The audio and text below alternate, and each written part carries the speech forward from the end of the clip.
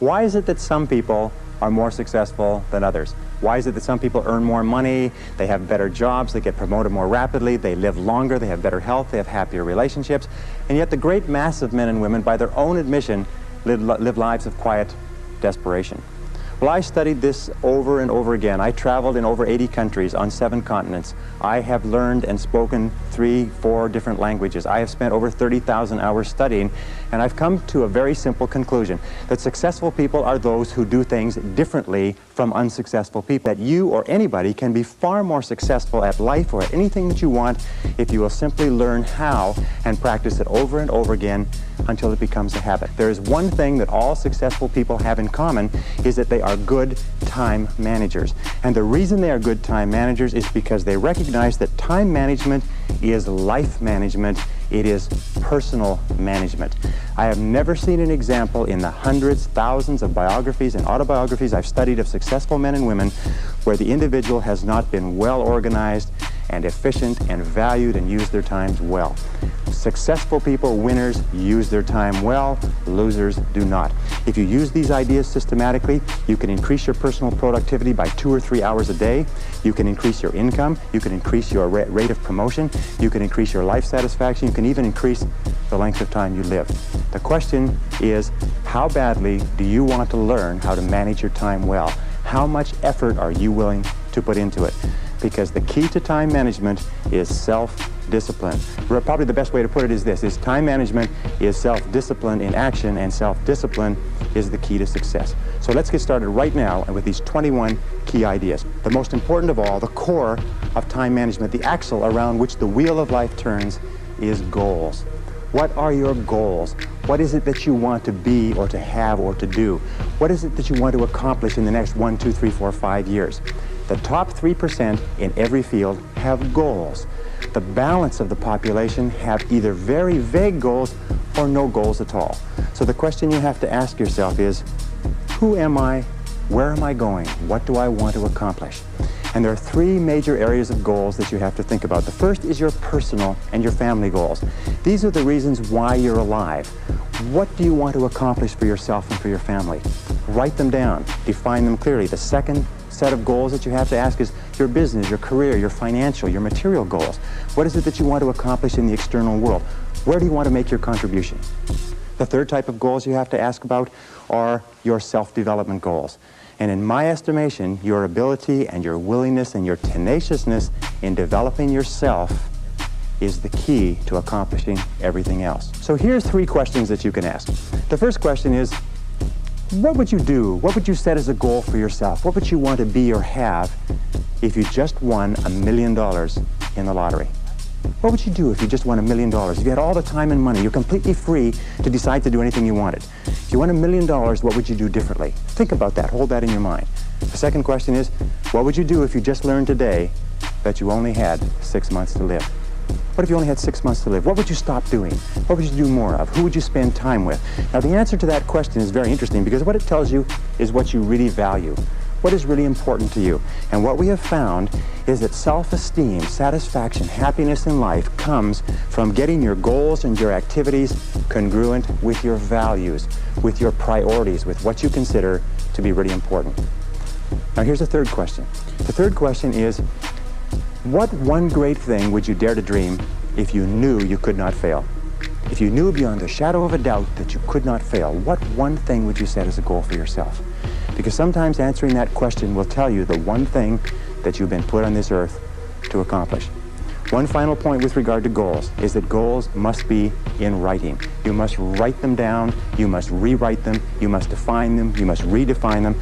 The top 1% of successful people in every area have very clear, specific, written goals. And most of them carry their goals around with them.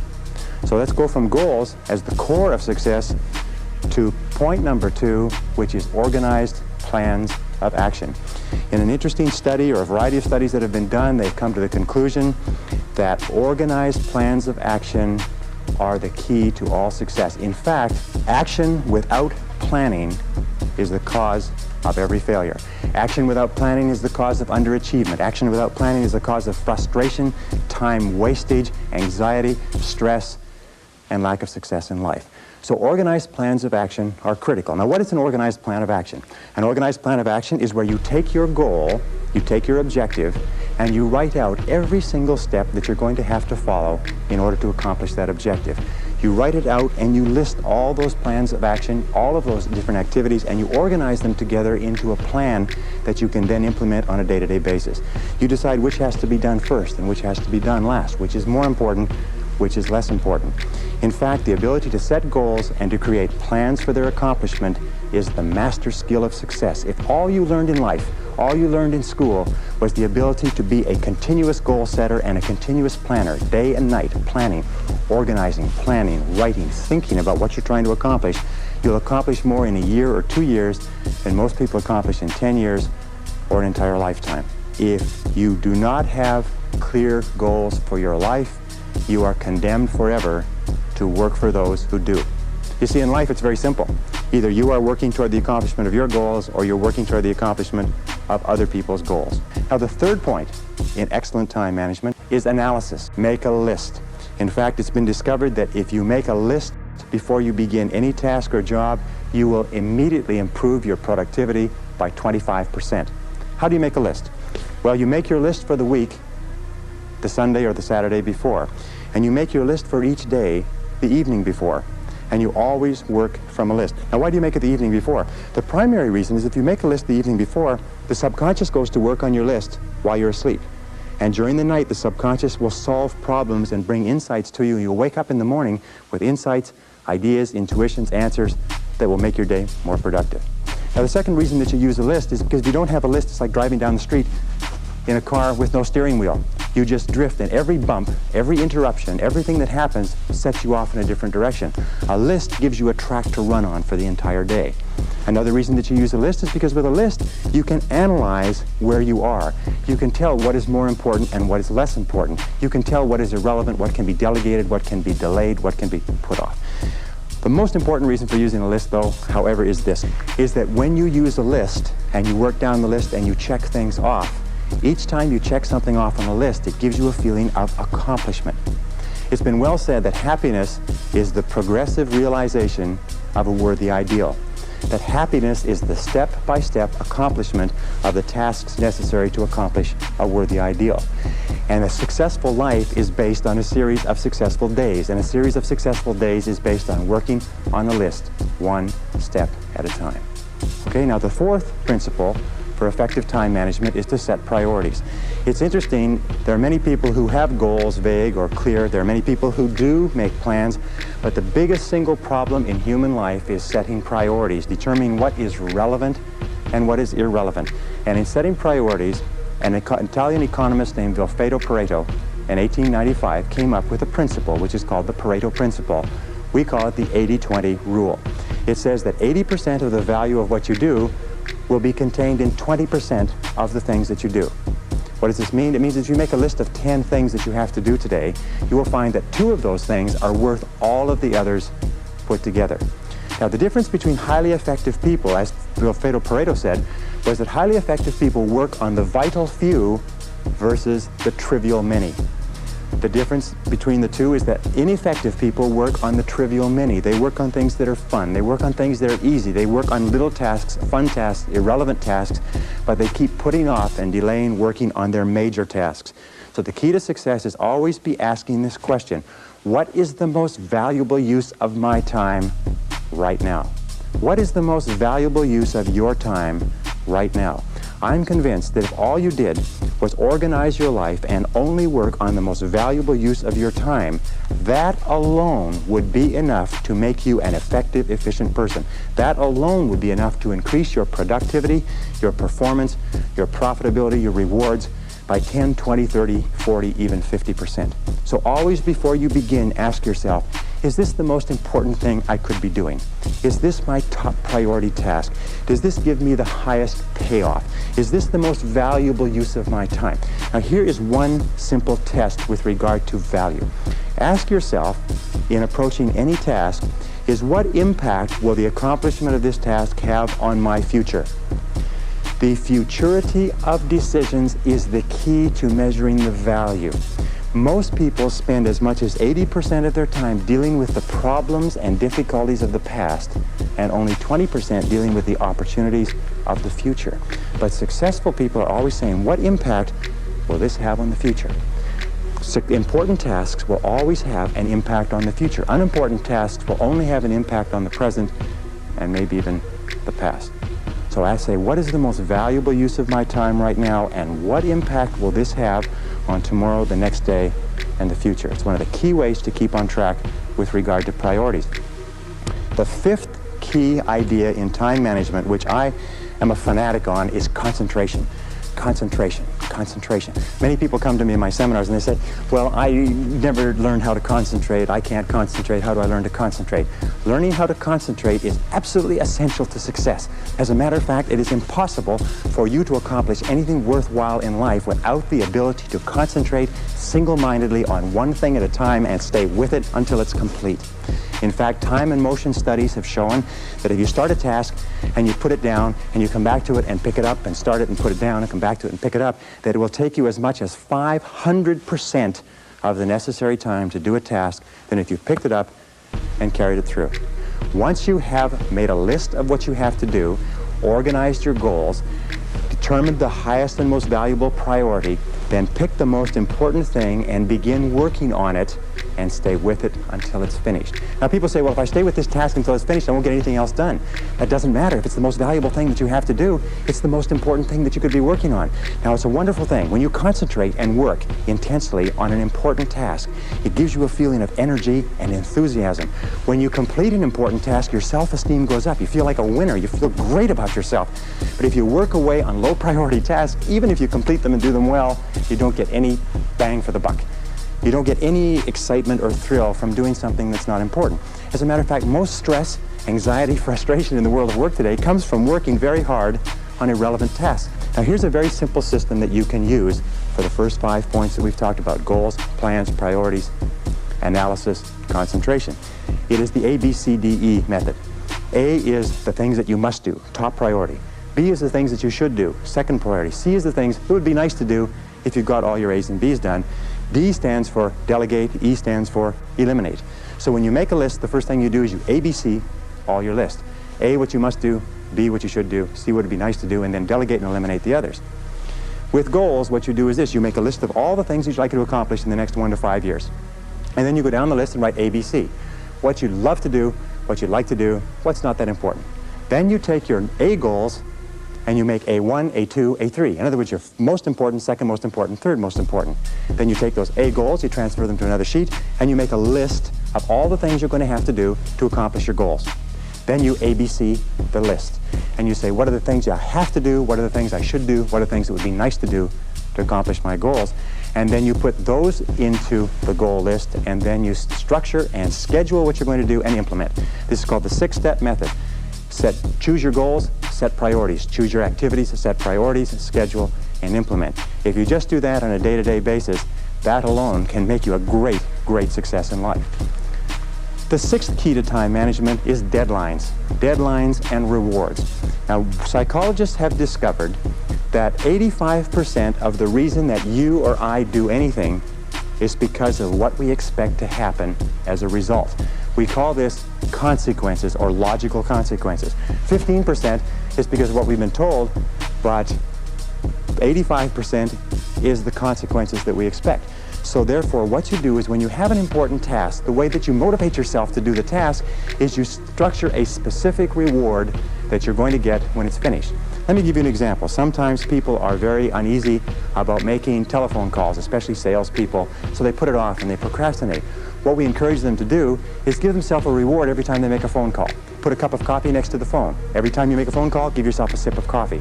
Take a cookie and break it up. Give yourself a piece of cookie. In other words, train yourself the way you train a dog to have a positive consequence for everything that you do. So set deadlines. How do you set deadlines? First of all, when you set the goal, when you specify the task, set the deadline when it's going to be accomplished. Always set the deadline with lots of room to spare, and always try to finish before the deadline. Tell other people that you're going to finish by this deadline. Promise others that you'll have your work done. It's a powerful way to act as what is called a forcing system. A forcing system is something that motivates you to stay at it. Because if you don't set a deadline and give yourself a forcing system, you fall into the trap of what is called Parkinson's law. Now, Parkinson's law says that work expands to fill the time allotted for it. That if you have 2 hours of work to do and 8 hours of time, you will stretch that work over 8 hours.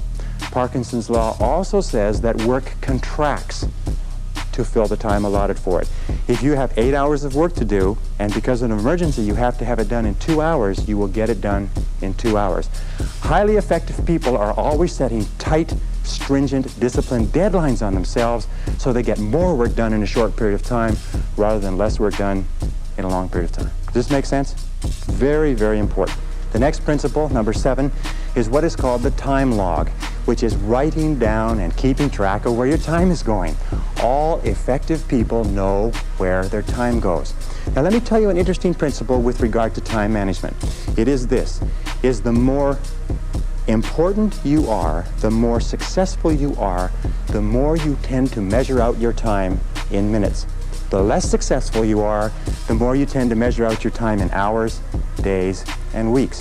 The average person thinks of terms of morning or afternoon. The above average person thinks of hours. The successful person thinks of half hours. The very successful person thinks in terms of minutes. They allocate their time carefully. Now the only way that you can do that is what? Is you've got to keep track of what you're spending your time on. 60, 70, 80% of people are not aware of how they spend their time. They think they spend a lot of time in meetings. It turns out they spend a lot of time socializing. They think they spend a lot of time working on reports. It turns out they spend a lot of time on the telephone. They think they spend a lot of time doing important jobs. It turns out they spend a lot of time wasting time. So keep a time log, or just keep a sheet, and whenever you have a chance to look at your watch, write down what you're doing at the time. Or have somebody else watch what you're doing and feed back to you how you're spending your time. And then you have to ask, is how I'm spending my time consistent with my major goals, my top priorities, my high payoff tasks? And you'll find that it's not. And you'll also find that you feel frustrated and you feel stressed if you are not working your time on the things that you're supposed to do. So keep measuring your time, logging your time, analyzing your time. How am I spending my time? Am I spending my time on the things that are important to me? Am I spending my time on the things that give me a big payoff? And if you're not, keep adjusting and modifying your schedule. A very interesting point with regard to the time log is that self-discipline is critical. You've got to discipline yourself, and you've got to measure and analyze your time every single day, or you slip off it again. The next principle is the principle of procrastination. Overcoming procrastination is absolutely critical, but there's two kinds of procrastination. There's positive procrastination and negative procrastination. Positive procrastination is when you procrastinate on doing low priority tasks. It is when you procrastinate on doing things that do not contribute very much to your major goals. Negative procrastination is when you procrastinate on what is called your most important tasks. Now there's an interesting point, is that their tasks are either urgent, which means they have to be done now, or they are important, which means they don't have to be done now, but they have a very high impact on your future. We have a natural tendency to always do what is urgent rather than what is important. Important tasks are seldom urgent, and urgent tasks are seldom important. So you overcome procrastination with a very, very simple method. It was developed by W. Clement Stone when he was a young man. He built a fortune of $500 million, and this is one of the central principles of his life. It's simply this. Every morning when you get up, say over and over to yourself, do it now, do it now, do it now, I do it now, do it now. Whenever you have this tendency to procrastinate, program your subconscious mind with this automatic conditioned command, do it now, do it now, do it now. The key to overcoming procrastination is to develop a sense of urgency. Be the kind of person who gets things done quickly. Be the kind of person who launches fast on a task. One of the ways to launch fast on a task is to take the task and break it up, what is called salami slicing it. Slice a piece of salami. You don't try to eat a whole loaf of salami, you just eat it one slice at a time. Take your task and break it up into small pieces and do one piece at a time. Say over and over to yourself, do it now, do it now, do it now. Do you know that less than 2% of the population have a sense of urgency? And that there's not an example of a successful person anywhere who does not have a sense of urgency? That if you just develop a sense of urgency when somebody gives you a task, that you get on it and do it fast, that alone will move you into the top ranks in a very short period of time. In a study done amongst 104 chief executive officers 2 years ago, they asked what would be the qualities that would put a person on the fast track in their career. You know the conclusion they came back to with? Two qualities. Number one, the ability to set priorities, to choose what was relevant over what was irrelevant. And number two was the ability to get the job done fast.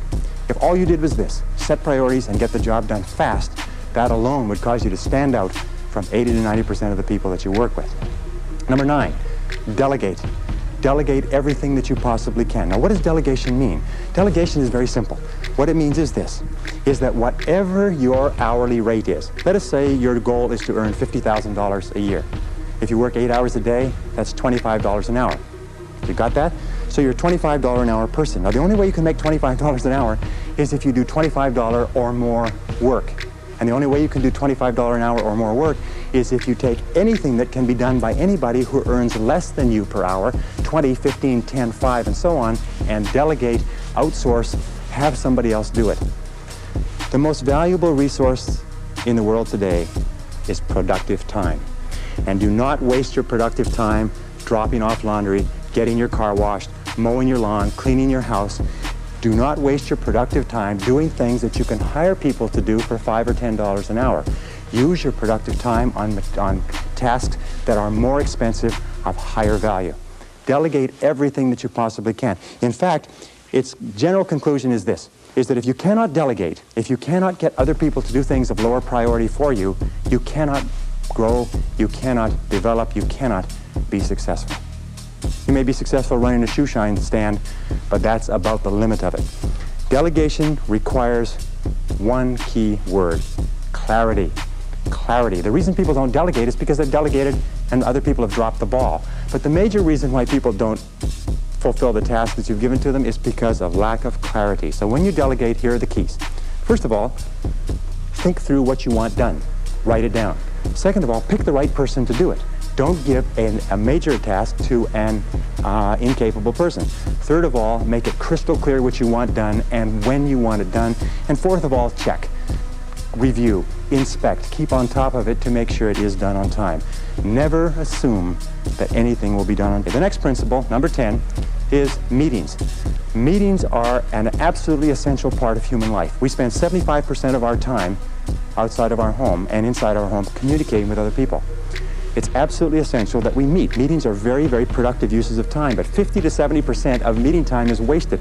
I read a statistic recently that says that the average person spends 3 to 5 years of their life in meetings. The average business person spends 25% of their day in meetings and is wasting more than half of that time. So here are some of the keys to using meetings as an effective business tool, is have a purpose for a meeting. Make sure that it's crystal clear at the beginning what the purpose of the meeting is. If you are the person organizing the meeting, when you start the meeting, you say the purpose of this meeting is.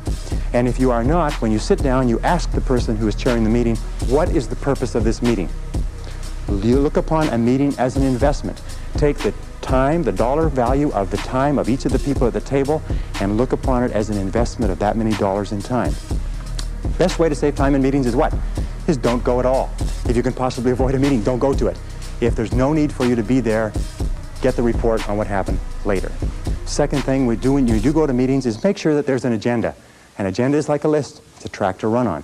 If the chairperson doesn't have a list, offer to put together a list or an agenda for them. Even if you just write it out and photocopy it, it's better than no list at all. Deal with the most important items first. When you have finished your contribution, ask if you can be excused, and start and stop the meeting on time. Number 11 is interruptions. The biggest single time wasters in the world of work within the office are interruptions. And the two major types of interruptions are telephone and walk-in visitors. People that just drop in to socialize and to talk to you. So how do you deal with these interruptions? Let's talk about the telephone first. The way that you deal with telephone interruptions is to remember this. When you were a child, the telephone was where you got phone calls from your boyfriend or your girlfriend. Today, we still are conditioned to have an irresistible urge to answer the phone. As a matter of fact, it's been demonstrated that you can get through to people on the phone that you could never get to physically, because people cannot resist answering a ringing phone. You have to discipline yourself to remember that if it's important enough, they'll phone back. So here's some of the things you do with telephone calls. First of all, have your calls held. Tell somebody you're going to be in a meeting, you're going to be working, and have all your calls held for 2 or 3 hours, and then phone back all at once. Second of all, with regard to interruptions, if you don't have somebody to hold your calls, do what I do when I work at home. I unplug the telephone. People say, well, what if it's important? If it's important, they'll call you back. Most people are time wasters. That's the basic rule. Most people are time wasters. They waste your time, they waste their own time, they waste other people's time, and you have to be alert to it. So when a person comes in and they want to talk, they drop in without notice. The very fastest way to get rid of a person is to stand up when they walk in. If you stand up and stay standing up, they won't sit down. And you can lead them out by saying, there's one more thing before you go. And then just say it and lead them to the door. If necessary, and I've had to do this on occasion, a talkative person comes into my office, I get up and I start toward the door and I say, I was just leaving, and I leave. And the person follows me out and goes on somewhere to bother somebody else, and then I go back into my office. If people call and say, have you got a minute? Say, no, not right now, could it wait till this afternoon? You know what they'll say? They'll say, sure. And 90% of cases, they'll forget why they came in the first place. So control interruptions. The interruptions and the ringing telephone are two major sources of stress in the world of work. Number 15 is what is called getting chunks of time. Interesting studies. Over and over they have found that important work requires chunks of time to do. What is a chunk of time? A chunk of time is 60, 90 minutes, 2 hours. In fact, it's been found that most serious work cannot be done in less than 60 or 90 minutes. So when we look at the work styles of highly effective people, successful people, the ones who make the most money, the ones who graduate or are promoted the most rapidly, you find that they have developed a habit of cutting out blocks of time where they can work without interruption. Now here's an example. There's several examples that you can use. One of the examples, and one of the ways that I do it, is that I get up early in the morning. Sometimes I get up at 5 a.m. and I'll work for 2 or 3 solid hours. You can get an entire day's work done in 3 uninterrupted hours. As a matter of fact, again, we have found that it's impossible for you to do creative work and administrative work at the same time. If you have creative work to do, reports to do, proposals, anything that requires a sustained period of time to put together, you cannot do it at the desk when the telephone is ringing and people are coming in. You cannot do administrative and creative work together. You have to break them apart. In the office, you do administrative work and you cut away chunks of time for the important stuff that affects your future. Remember this, is that you will always be paid in life for the value of your contribution. And if you want to earn more, you must learn more. And the most successful people are those who are continually taking in new information, continually learning more, continually taking every opportunity to keep current with their profession and to advance their knowledge. In fact, the knowledge in every single field today is doubling every 5 to 7 years, which means that whatever you're doing, in order to stay even, your knowledge has to double every 5 to 7 years. Now, it's simple to do this. The basic rule is this. You should or you must spend an hour every day investing in your own mind, investing in yourself. You must take an hour every day and read and study and take notes. If you're doing less than an hour a day, you're falling behind. If you do 2 hours a day, you put yourself on the side of the angels. Now, here's a couple of other ideas which have been very useful to me in terms of getting more done in a short period of time. Here are the 6, maybe 7 key ideas. If you want to get more done in a given period of time, or if you want to get more done, period, you can do 1, you can work longer. In other words, you can spend more hours working. But that's not a great idea because your productivity starts to drop off and you start to make mistakes which you have to come back and correct and so on. Number 2 is you can work faster. You can get more done within a short period of time. Number 3 is you can do fewer things but do more important things, do higher payoff tasks in the same period of time to increase your productivity. Number 4 is you can do things that you are better at. One of the qualities of leaders is that leaders, exceptional people, are always concentrating their time on doing what they do best. So ask yourself, what is it that I'm the best at? What is it that I do the easiest? You can sometimes dramatically increase your productivity simply by concentrating on where you're good. Another thing that you can do is make fewer mistakes. You know, there's an old saying that there's never enough time to do it right, but there's always enough time to do it over. If you make fewer mistakes, you will get far more done within a certain time, within that time period. And the last thing which many people miss is do things together. Teamwork.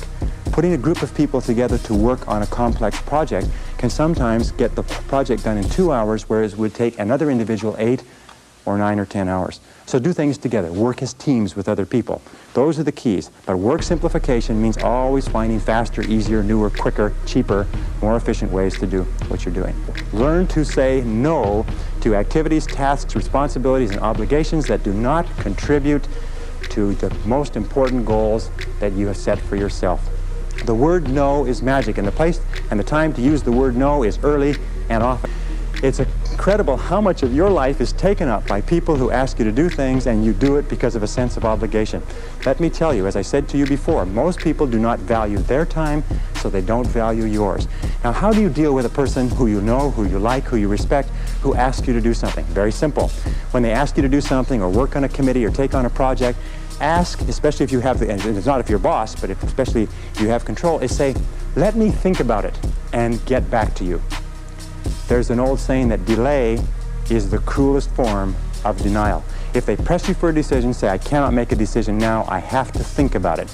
And after you've thought about it for 24 hours, call them back and say, I've thought about it, I simply don't have the time. But thank you very much for thinking about me, and get on with the rest of your life. You know what Nancy Reagan says? Nancy Reagan says, just say no. Now, in time management, the word no is one of the most powerful of all words. It'll save you hours, weeks, months of working on projects that contribute nothing to your goal. What is the purpose of managing your time well? What is the purpose of getting an extra 2 or 3 hours a day? And the purpose is to enhance and improve the quality of your life. And the most important things in a person's life are their health, their peace of mind, and your relationships. In fact, the quality of your relationships is the true measure of your quality of life. So take time to invest time in your relationships. Spend time with the people who are close to you, your spouse, your loved ones, your parents, your children. Take time, because that's what life is. Life is managing your time so that you can do the things that are most important to you. We start off in life thinking, boy, if I'm really successful at my job, then I'll be able to do all of these things for myself and my family. And what happens is we lose sight of that goal and we become totally preoccupied with the job to the exclusion of the family. Do you know how much time the average working parent spends talking to their child in America today? 30 seconds per day. Do you know how much time the average couple spends talking together? Intimate communication? 4 minutes, according to the recent research. Very, very important. If you want to be successful in life, you've got to be sure what your priorities and values are, and your highest value must be the people that you love and the people who love you. They must be your health, they must be your energy, they must be your peace of mind, they must be your emotional and spiritual development. They must be the completion of you as a human being. So when you are using all these time management techniques, remember that the purpose of using these time management techniques is to enhance the overall quality of your life. Ask again, what would you do if you only had 6 months to live? What would you do if you only had 6 months to live? Who would you spend your time with? Where would you go? What would you want to do? What would be important? What would be unimportant? If you ask that question over and over again, you'll have a tendency to keep your life in balance. Everything in moderation. Now, if I could just summarize by saying 2 or 3 quick things. The essence of success in time management is goals. The key to goals is to write them down and to make organized plans for their accomplishment. The key to those organized plans is to set priorities and determine what is more important and what is less important. And always concentrate on the most valuable use of your time.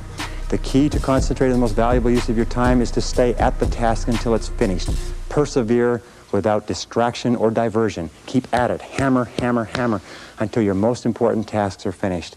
And finally, develop that sense of urgency. Do it fast. Do it now. Fast tempo is essential to success. Fast tempo goes hand in hand with energy, with happiness, with enthusiasm, with self-esteem. So make crystal clear what you want to do, make crystal clear the steps, and start working on those steps and do something every day to move you toward the most important goals of your life. And if you do that, you will be an excellent time manager, an excellent personal manager, an excellent life manager. You will have a great, great life. Thank you very much.